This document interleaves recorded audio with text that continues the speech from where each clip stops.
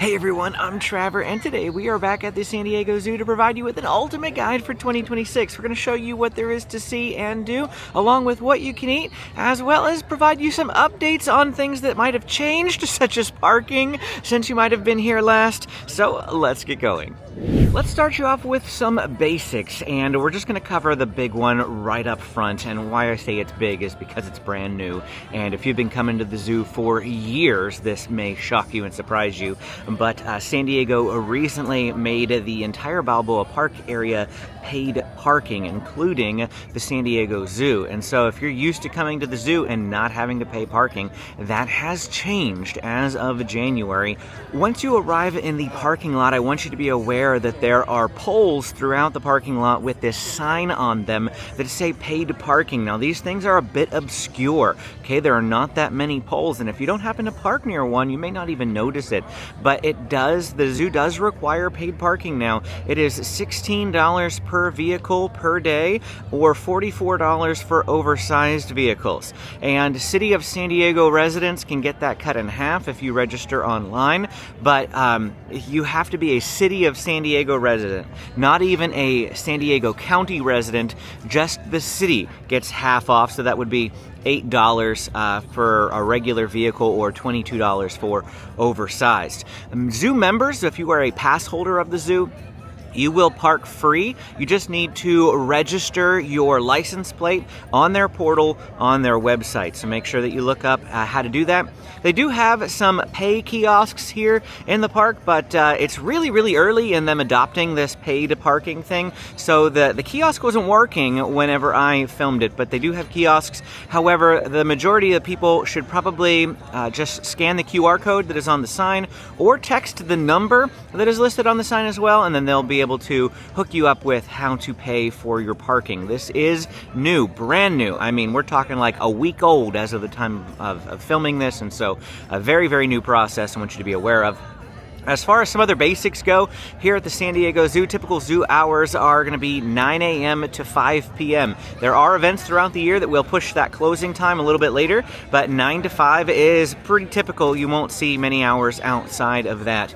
And then admission and ticket options, you can, of course, just purchase a one-day ticket. What is included? Well, admission into the park is included, as well as access to the Skyfari, which we'll talk about in a little bit, and the bus tour, which we'll also talk about in a little bit. And I also want you to be aware that they have some multi-day options, multi-park options, because the San Diego Zoo is not the only zoo in their system. They have the San Diego Zoo Safari Park, which is located in Escondido, about 45 minutes away from here. So they aren't super close. If you're thinking about trying to cram them in one day, I wouldn't recommend it. But if you're going to be here in town and you want to check out both zoos, they're both phenomenal. In fact, I like the Safari Park just a tad bit more. But the zoo is the classic one here. And if you've never been the San Diego Zoo, this is the one to come to between the two of them if you're looking for that quintessential San Diego experience. Here behind me is the wheelchair and stroller rental location. It's right inside the entrance to the park, and here you can get a single stroller for $16. Rent a single stroller. It's all day use, but of course you have to relinquish it before you leave the zoo, so it's just for while you're here. A double stroller is $20. A wheelchair is also $16, and then an ECV is going to be $60 for the day. ECV is one of those electric scooters, and again, that's going to be right here. The entrance to the zoo is right back there. So right next to the entrance of the zoo is this wheelchair and stroller rental location.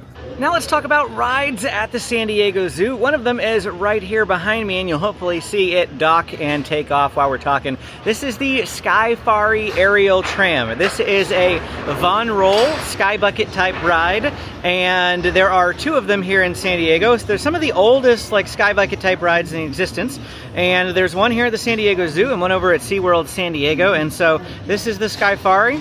I've been on it many times. It gives you aerial views of the treetops and the city of San Diego, and it's just a gorgeous view. Definitely worth going up and taking a look at. I love going on the Skyfari. Also, the guided bus tour. Both of these are free, by the way. The Skyfari and the guided bus tour are free with your admission. And the guided bus tour lasts about 35 to 40 minutes. It will take you around the perimeter of the entire zoo, and you'll get to see all the major habitats and exhibits.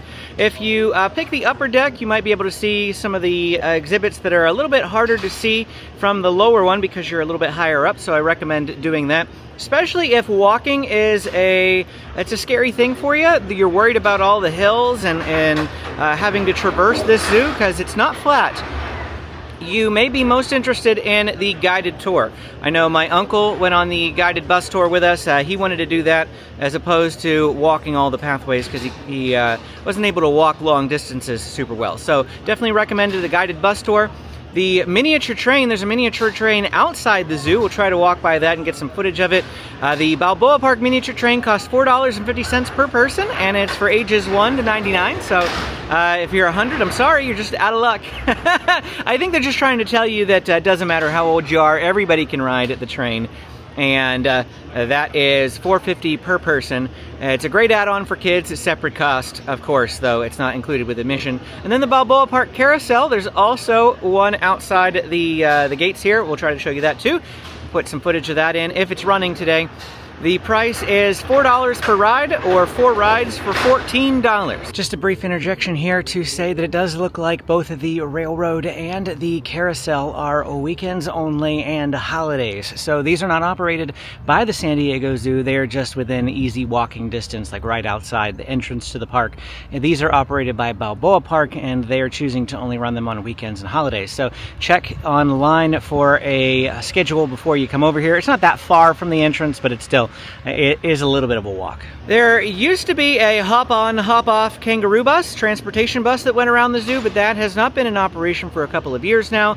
But there are still ADA shuttles available, so if you do need help getting around, you can ask for, one of the volunteers here about the ADA shuttle, and they will be able to provide you with some more information on those.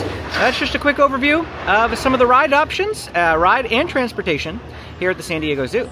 Now we need to cover the major animal exhibits here. What types of animals can you expect to find at the San Diego Zoo? This section is only going to highlight the major exhibits. If you want to know everything that is here, check out my walking tour. It is north of 90 minutes, so these two videos are kind of designed to do two different things. This one is a brief, quick overview for someone who just wants high-level information, and the tour is going to show you every walking path in the zoo, along with, we're not going to look at every single animal, like in the walking tour, but they have, like, I'll show you all the different areas where you can see even tinier little animals and creatures. So we'll show you all that sort of stuff in the walking tour. But here, we're just going to talk about major exhibits. Behind me, we'll start off with that one, is the Wildlife Explorers Base Camp.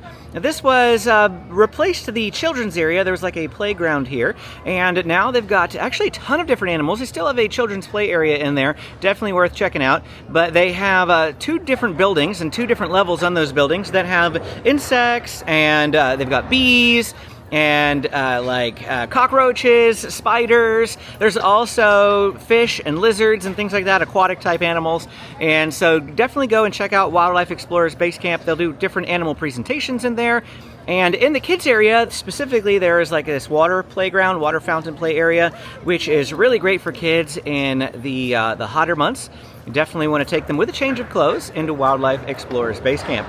There's also Panda Ridge, which is one of the most popular areas here at the San Diego Zoo. That's where you're going to find those big giant pandas that came back in 2024. We had them for a while, then they disappeared. Now they are back. They have been with us for the last 2 years, and I'm so excited they're here. We love the pandas. Panda Ridge is a must. They used to have timed entry, but they no longer do timed entry, except for maybe on the busiest of days. So there'll be a sign out front that will tell you if there's timed entry or not. Today, there's no timed entry. Just use the standby line, and the hours are listed there as well, so make note of those hours. And then the Lost Forest. The Lost Forest is where you're going to find tigers, hippos, the rainforest walk, monkeys. They've got some crocodiles or alligators in there as well. They've got like pygmy hippos. I think they've got some pygmy hippos in there too. And so it's a great exhibit to go check out, especially if your big target is hippos or tigers, that you're going to want to go to the Lost Forest. Polar Bear Plunge is in the northern frontiers where you will find polar bears. When we visited here today, that exhibit was currently down for refurbishment, so I was not able to go in there, but I'll just show you briefly what the exterior of that looks like. Then the urban jungle. This is my oldest son's favorite place to go because he loves giraffes. And in the urban jungle, you will find giraffes as well as rhinoceroses. There's also a zebra and a donkey in there, and I believe a cheetah. Elephant Odyssey. Elephant Odyssey is a big one of the largest habitats. And that's where you're going to find elephants and camels, California condors, lions, and jaguars. So definitely go check out Elephant Odyssey. The reptile house is right here, close by where we are here at the Wildlife Explorers Base Camp. It's just on the other side of where the camera is. I can't show it to you because you can't see it from this spot. But in addition to the reptile house, there is also Komodo Kingdom. That's this building off to my left, Komodo Kingdom. And then the hummingbird habitat is this building directly behind me. So we have 3 different sort of major habitats right here at this location. So definitely check out those if you want to see hummingbirds and Komodo dragons, as well as Reptile House has snakes and lizards. There's the Reptile Walk behind this area too, where they have big giant land tortoises. In Africa Rocks, they've got the Africa Rocks area. It's not on my notes. I must have forgot that one, but Africa Rocks has penguins, lemurs, and leopards. There's also a large orangutan exhibit habitat in the center of the zoo as well. Not in a particular zone, but we do have a pretty notable one for that. We've got gorillas and bonobos and sloths, capybaras, grizzly bears, so much more here at the San Diego Zoo. So other notable items, other notable animals for you to check out.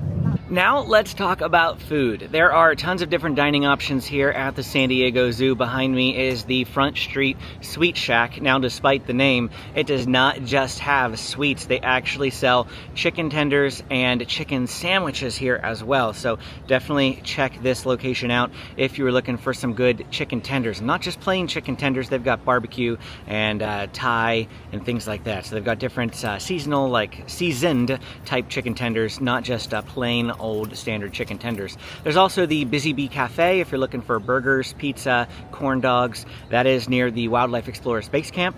And then we have the San Diego Zoo Sandwich Company, which, as you guessed it, sells sandwiches, located right at the front of the park, just inside the entrance. And beyond that, you will find the Lagoon Terrace, which sells pizzas, subs, and hot dogs. Safari Kitchen, which is right around the corner from here, also up here at the front of the zoo, is burgers, chicken, and sandwiches.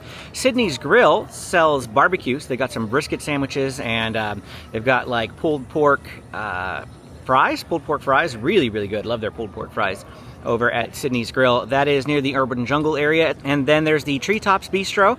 This is located in the dead center of the park, also in the upper area though, not the lower portion, but the upper area, but in the dead center of the park. And all the notes that I have here say elevated casual fare.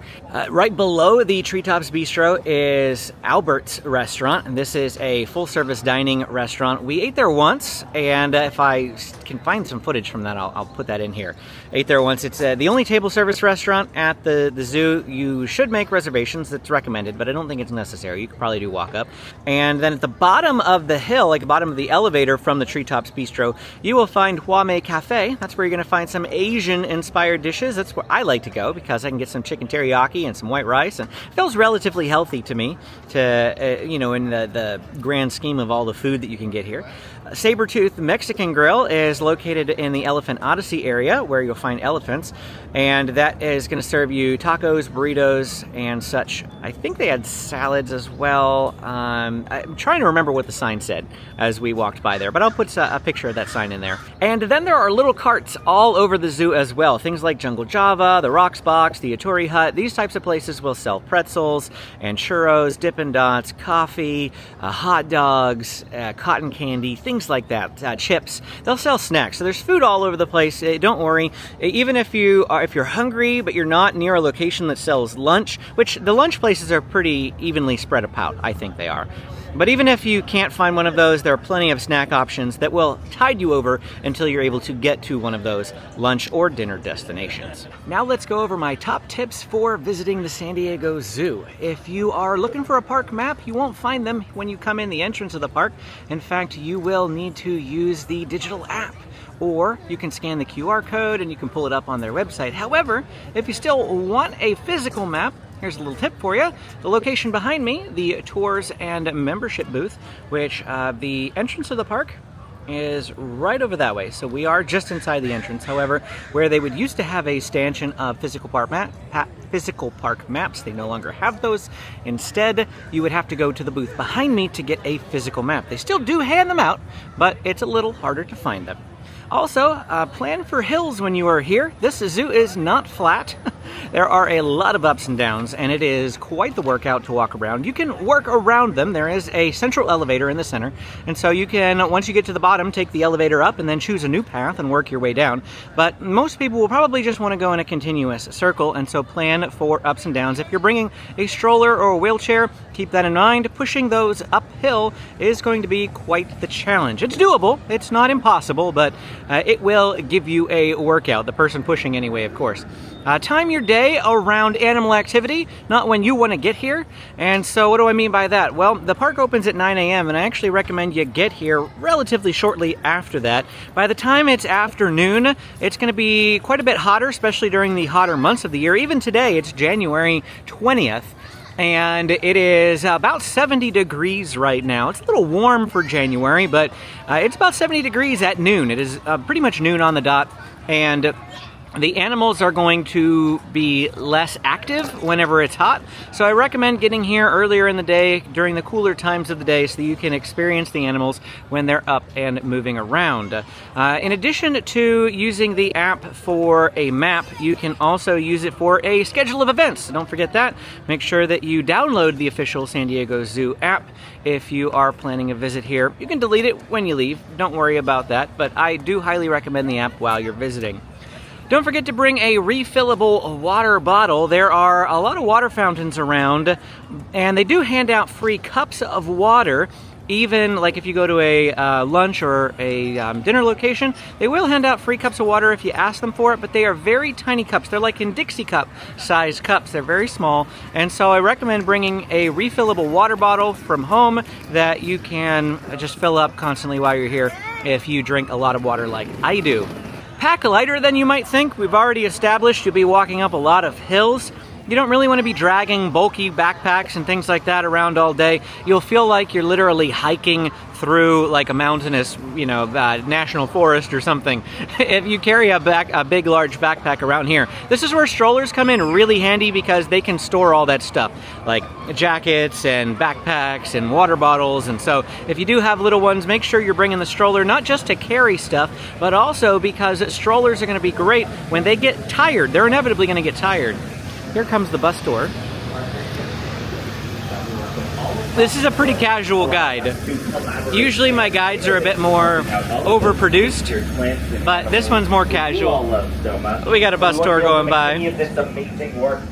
We are still hanging outside the bus tour area here, but strollers, yes, strollers absolutely can be helpful when you're here.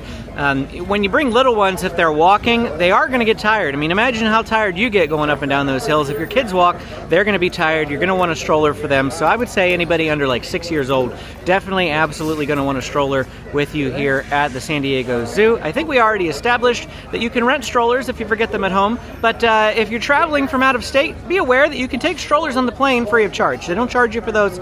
And so, bring your own stroller when you're on vacation. Definitely helps. Don't forget a portable battery.